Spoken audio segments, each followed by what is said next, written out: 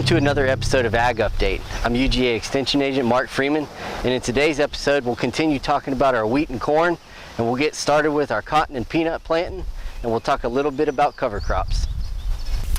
Well, the weather's warming up here in Middle Georgia, and that means it's time for cotton and peanuts.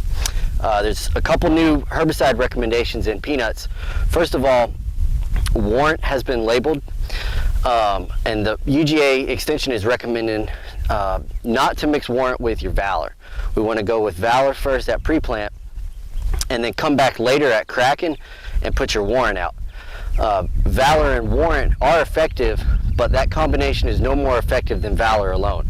So it's better to spray Valor alone and come back at a later time and spray Warrant. Well, cotton planting's in full force right now, and UGA Extension has developed a new cotton irrigation app. This is called Smart Irrigation. You can get this app at smartirrigationapp.org.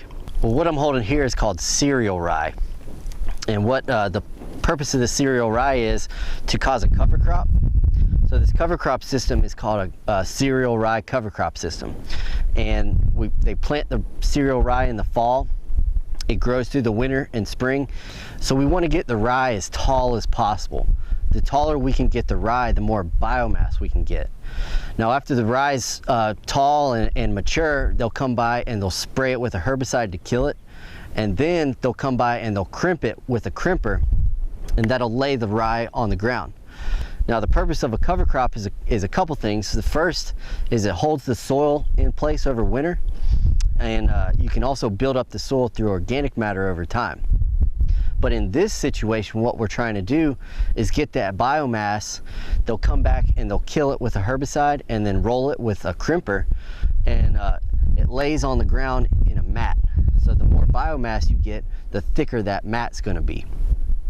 Now the purpose of that mat is to block the soil from getting sunlight. Most of our weeds here in Georgia, including the big one, Palmer amaranth, they germinate with sunlight. So when you block the sunlight, hopefully your weeds don't germinate. And what they'll do here is they'll come back and they'll plow a small strip straight into the rye and plant the cotton straight into that strip. And hopefully the rye will cover the ground enough that we won't have weed issues.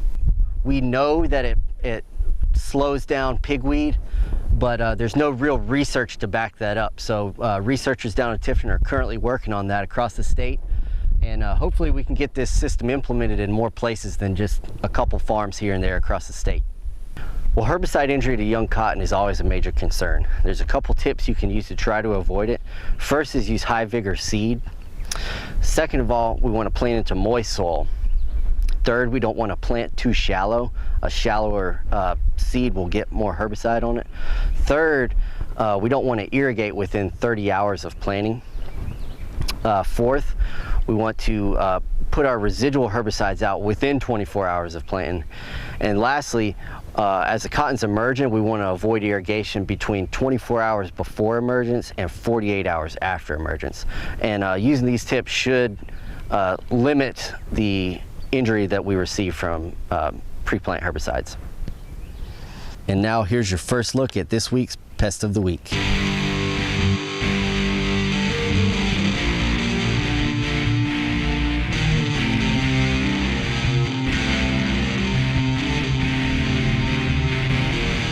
Well, the corn in Pulaski County is looking much better overall than in previous weeks.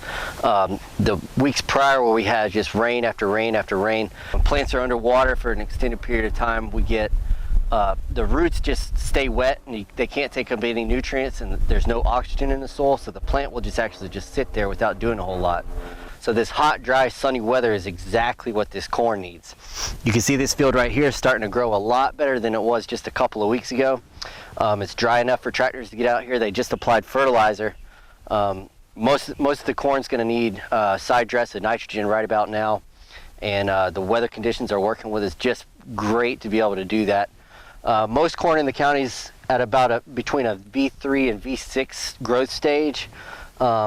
This right here looks about a V4, so it's right on track. Everything's looking a lot better than it was just last week, and looks like we're going to have a good corn crop.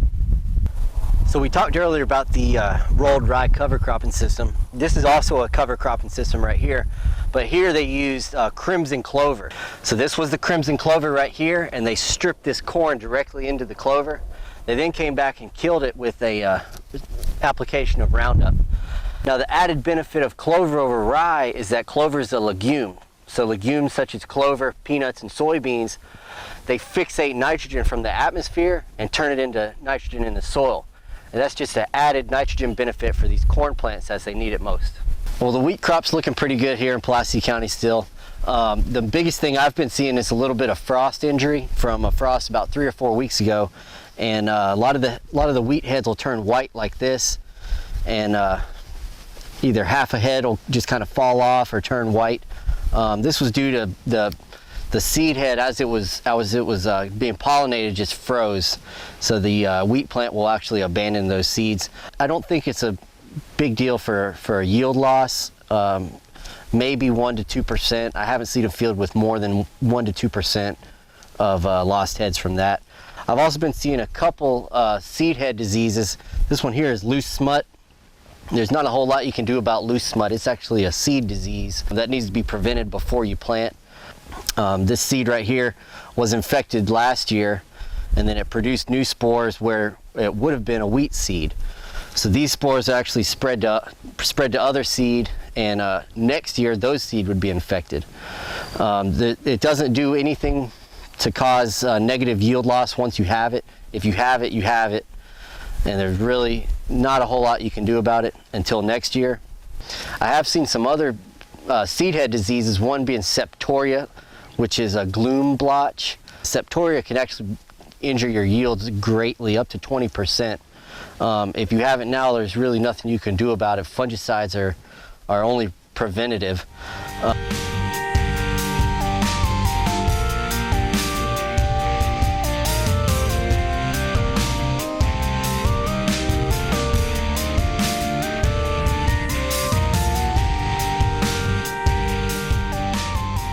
Okay, so here we were calibrating a sprayer, and to do that we use what we call the 1/128th method. So we take the wheel right here, and we measure the distance between the nozzles, and this one happened to be 38 inches. So for a 38-inch nozzle, we'll walk the walker out 107.5 feet. And when you do the square footage on that, it's exactly 1/128th of an acre. And that makes for an easy conversion when we measure our output in ounces, because there's 128 ounces in a gallon. So when we take and measure the output from each nozzle, whatever the ounces are we get in that 128th of an acre is exactly how many gallons we're putting out per acre.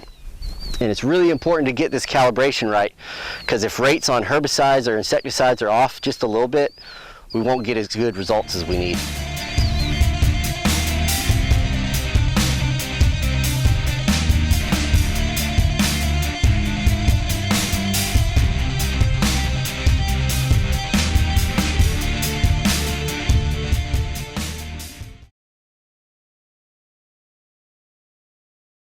Question from Rob: how much should I water my lawn? Well, that depends. It depends on a couple of factors. The first thing being what type of grass you have. Second, it depends on what time of year it is. And third, what type of management practices you're doing. But for a typical Georgia lawn in the middle of the summer, about 1 inch a week is going to be perfectly adequate. Now that inch can come from rainfall or irrigation. So if you get 1 inch of rain in 1 week, you don't need to irrigate at all. Now when you do irrigate, there's a couple things you need to keep in mind. First, we want to irrigate between about 5:30 in the morning and 7:30 in the morning.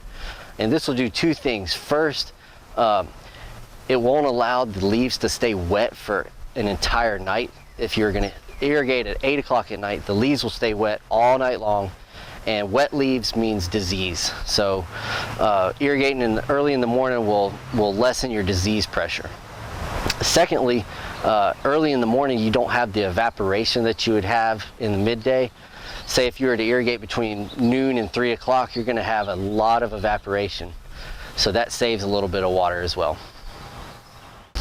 Kelly asks, my centipede grass hasn't greened up yet. What should I do? Well, it could be one of two things. It could be a disease, or it could be cold injury. Centipede grass doesn't have any rhizomes, which are underground stems. They only have stolons, which are above ground. And if you had a really thatchy lawn, a lot of those stolons and even the roots are going to be above ground. So this past winter, when we had temperatures in the low teens here in Middle Georgia, we probably froze and killed a lot of those roots and stolons that were above ground in the centipede grass.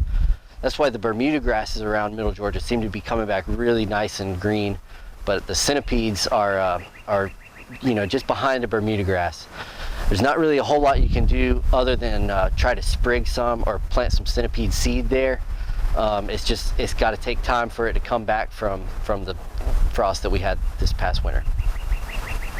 Okay, Trey asks, last year my rose bushes died and I'm about to plant some more. What are some things I can remember? Well, first of all, don't plant them right now. Rose bushes need to be planted in February. But for next year, when you do plant some, a couple things you can remember are to keep them spaced out. We want about 5 to 6 feet in between each plant. This allows for a lot of airflow between each plant, which will decrease our disease pressure. We also want to keep them in an area that gets sunlight in the morning. Sunlight in the morning will dry those leaves, get water off the leaves, and also decrease our disease pressure. And we want about 6 to 8 hours of direct sunlight a day. The rose bushes need the sunlight for photosynthesis, so 6 to 8 hours of direct sunlight per day is what we need.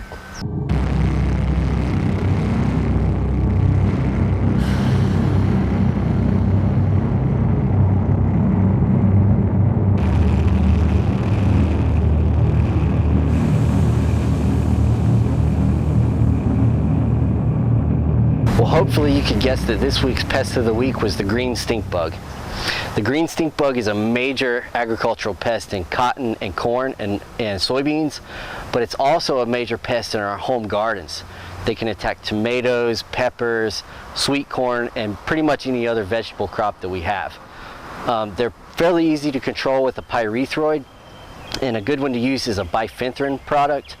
And you can get those at most lawn and garden stores. And there's usually on most crops a 7-day harvest interval. So you can't harvest the vegetable for about 7 days after it's been sprayed. Thanks for watching this week's episode of Ag Update. I'm UGA Extension Agent Mark Freeman. Be sure to tune in next time for the latest in Middle Georgia agriculture.